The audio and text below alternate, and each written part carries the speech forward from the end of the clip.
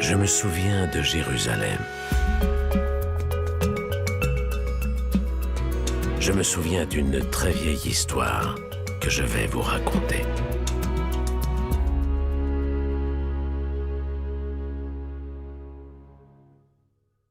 La création, les premières paroles. Comment tout a commencé, nous ne le saurons jamais. Mais nous avons la parole, et c'est avec elle que tout commence. Quand tout est noir, quelqu'un parle. La lumière se fait. Quand il n'y a rien, quelqu'un dit les mots étoile, bison, arbre, et apparaît une étoile, un bison, un arbre. Il y avait tout dans la parole de Dieu. Dieu a désiré qu'il y ait quelque chose plutôt que rien. La terre et la mer, le jour et la nuit, notre monde. Le monde connu et familier, et celui inconnu et lointain. C'est la première page. 10 fois Dieu prend la parole, une fois pour prononcer les mots lumière et nuit, et créer un jour. Une deuxième fois pour séparer la voûte du ciel des eaux, deuxième jour. Une troisième fois pour séparer la terre des eaux.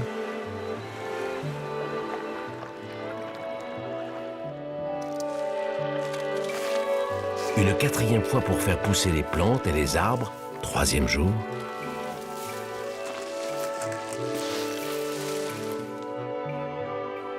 Une cinquième fois pour fabriquer les lumières du ciel, quatrième jour.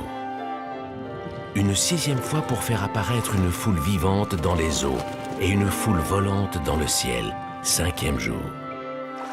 Une septième fois pour donner naissance à tout ce qui vit et respire sur la terre.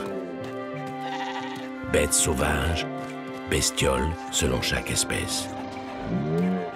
Une huitième fois pour faire un Adam à son image, mâle et femelle.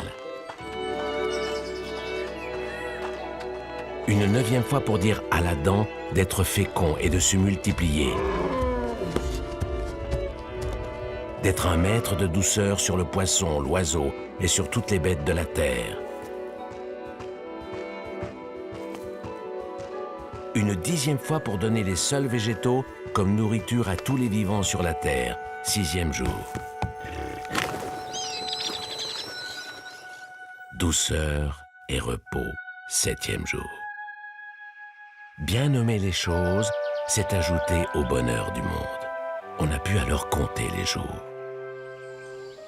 Nous étions seuls dans cet immense jardin.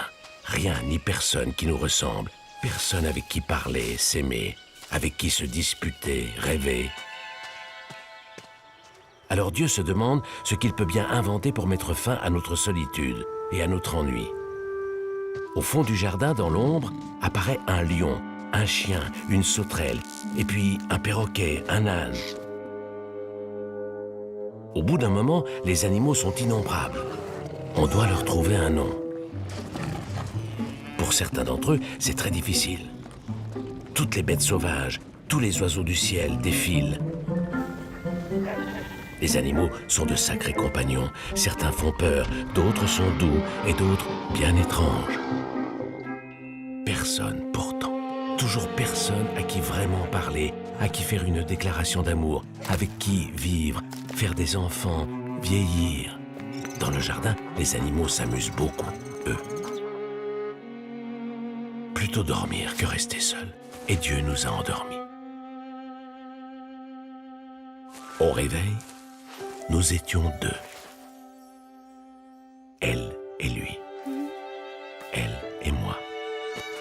Et tout le jardin s'est éveillé.